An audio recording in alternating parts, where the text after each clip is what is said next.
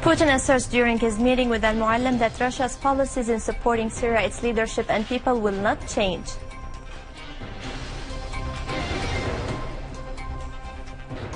Al-Muallim Syria believes that safest way to prepare for a successful conference in Geneva passes through Moscow. And qualitative operations are carried out by the Syrian Arab Army against terrorists in Daraa, and the truck bomb is destroyed in al-Hasaka.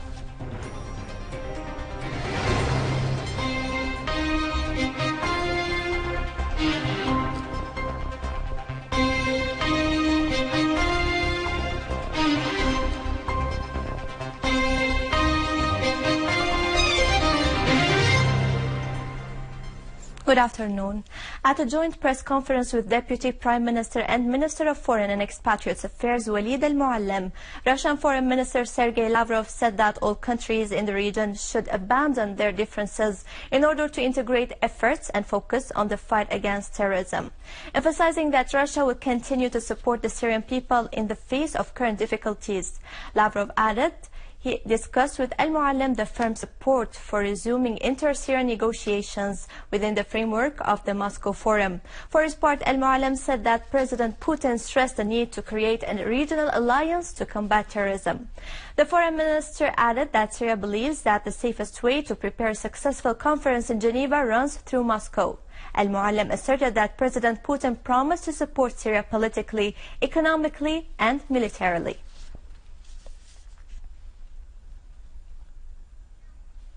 During his meeting with Deputy Prime Minister and Minister of Foreign and Expatriates Affairs Walid al-Muallim in Moscow, Russian President Vladimir Putin said that Russia knows the complicated developments of the situation in Syria, and they are linked primarily to the aggression waged by international terrorism.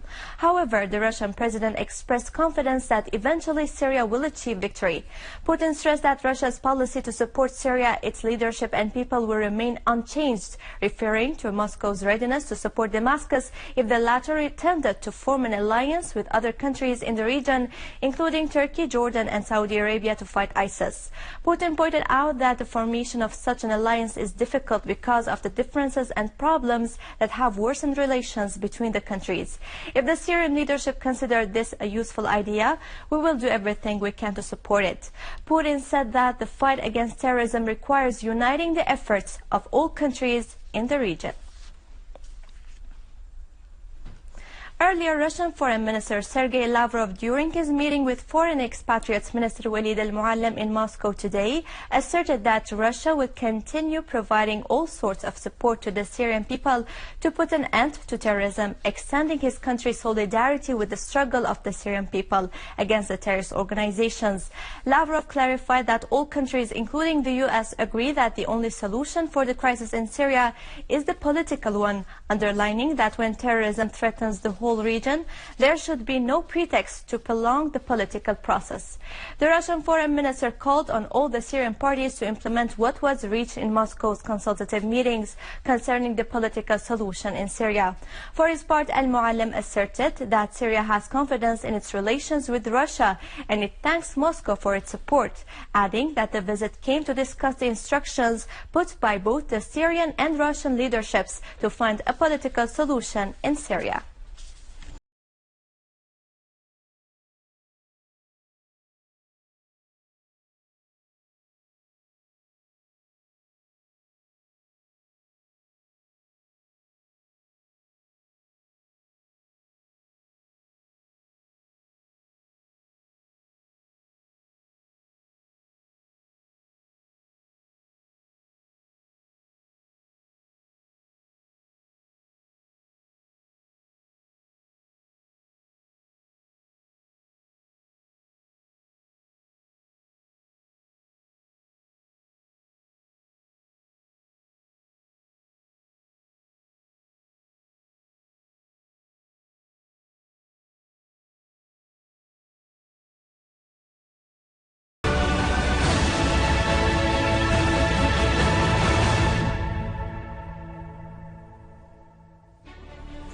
Foreign and Expatriates Ministry has asserted that targeting a number of Syrian cities by terrorists and the latest terrorist attacks in Tunisia, Kuwait, Iraq and other countries that are condemned by Syria are a natural outcome of the silence of the international community against those states that support terrorism in Syria.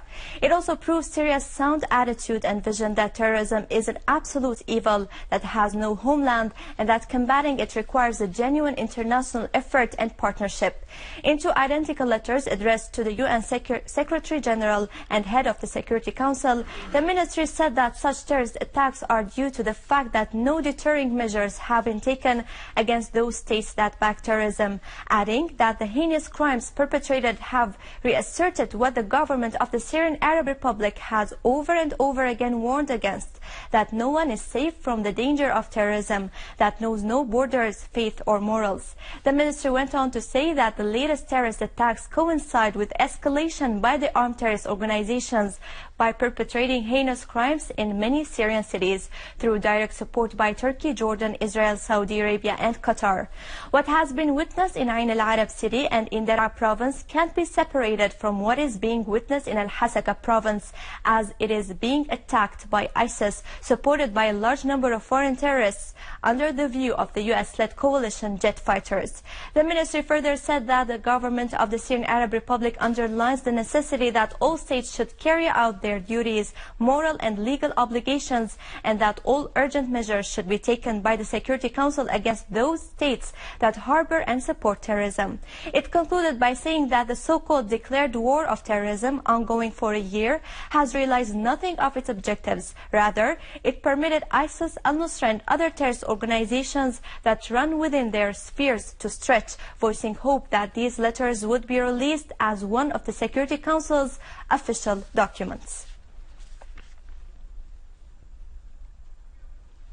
A funeral was held today for retired Major General Mohammed Nasif Khairbek, Assistant Vice President. The funeral started from Al-Shami Hospital in Damascus, carrying the coffin of the deceased general to be buried in his hometown of Al-Laqba in Masyaf town.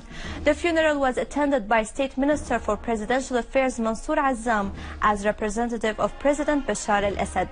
Yesterday, the presidency released an obituary for Major General Mohammed Nasif Khairbek, who died after suffering from an incurable disease.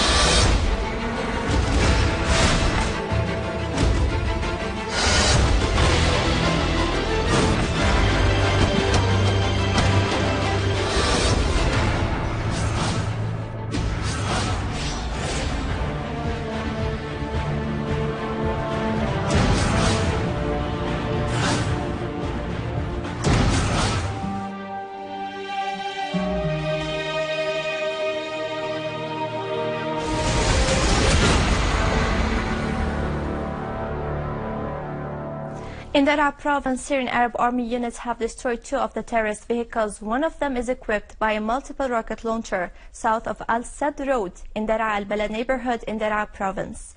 In al-Hasaka province, Syrian Arab Army units have inflicted heavy losses among ISIS terrorists and destroyed a number of their vehicles in two neighborhoods. After the failure of the terrorist organizations to achieve progress in Daraa during the past 2 days, they proceeded to take revenge from the people, targeting innocent civilians with several kinds of missiles to compensate for their loss.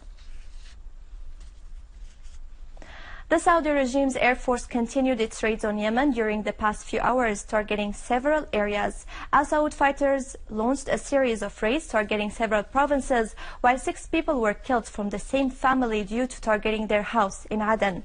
At a time when Al-Saud Air Force renewed targeting the old dam of Ma'rib, Yemeni army was able to support the people's committees in clearing a number of military sites in the province from al-Qaeda and its allies. On the other hand, the Yemeni army and people's committees continued progress in Taz and took control of most of Jar Mountain in the city center.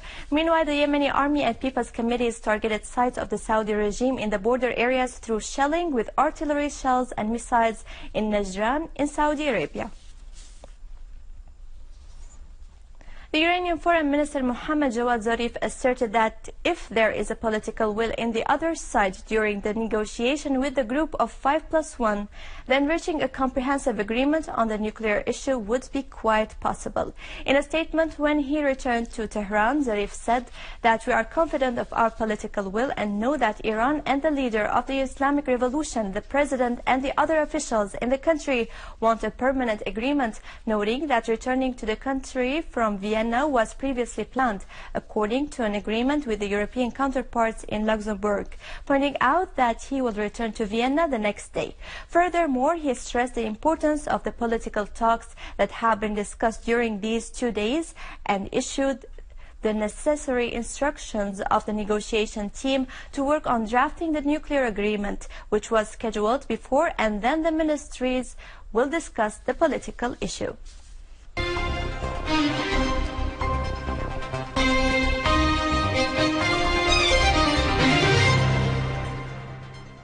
Welcome back. Al-Naim and al-Ma'ruk are famous Ramadan food, as they are very famous in our country, especially during Holy Ramadan. More in the following report.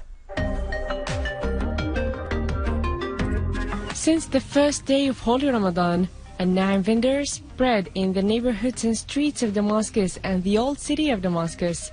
They make this amazing bread that looks like a large piece of chips with intersecting lines of gray molasses. This type of bread is made only in Ramadan, as it is called Ramadan bread.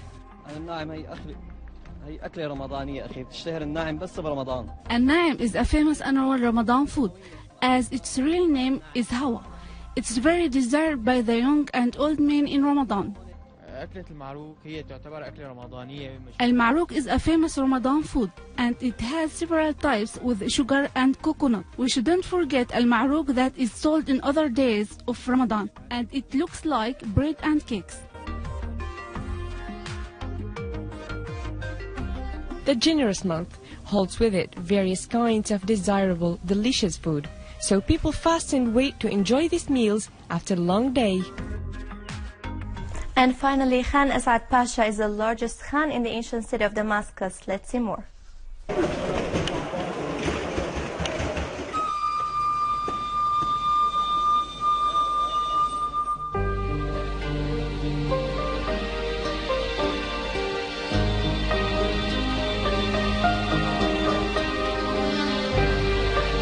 Khan Asad Pasha is the largest Khan in the ancient city of Damascus, covering an area of 2,500 square meters.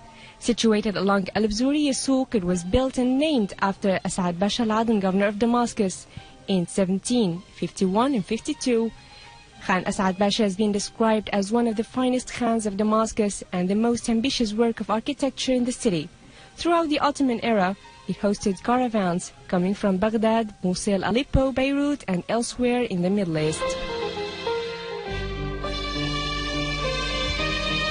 The building follows a typical Khan layout with 2 floors giving onto a central courtyard.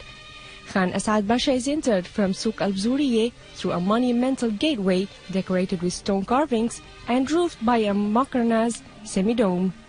The entrance leads to a square-shaped courtyard with old shops on the ground floor.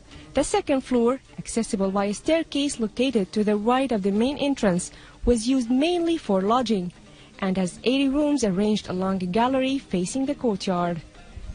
3 of the courtyard domes were destroyed in an earthquake in 1758. The openings were covered with wooden planks until 1990, when the Khan was restored and the domes rebuilt. At the beginning of the 20th century, Khan Assad Bashar was no longer used for commercial purposes. Until its restoration in 1990, it was used for manufacturing and storage. Today, it is designated as a tourist site and hosts the Natural History Museum of Damascus.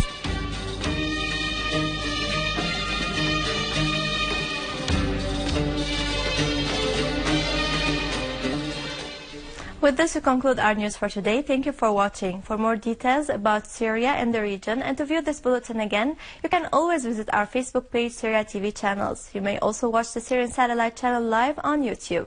Now to latest business and market news with Razan, but after a short break.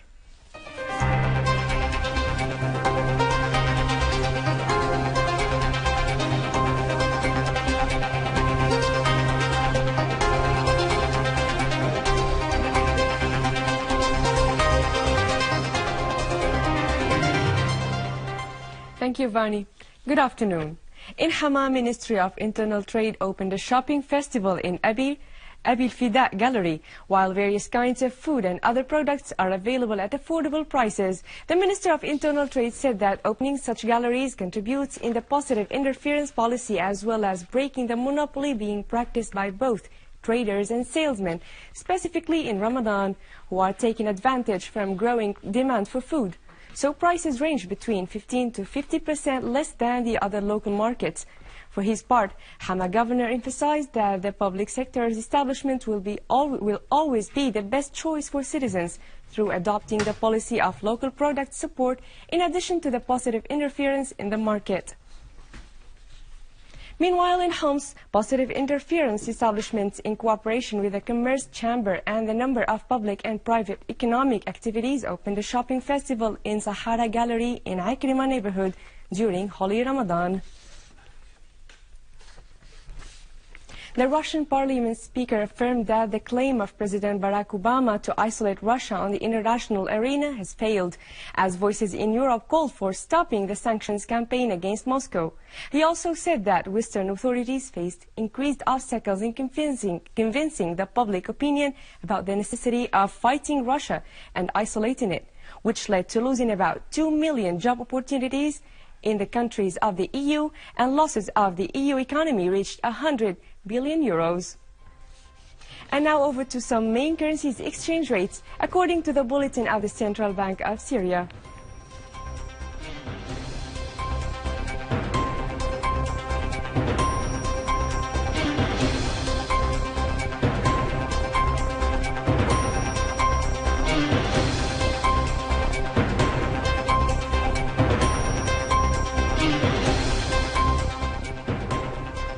With this, we conclude our economic news for today. Thank you for watching. Goodbye.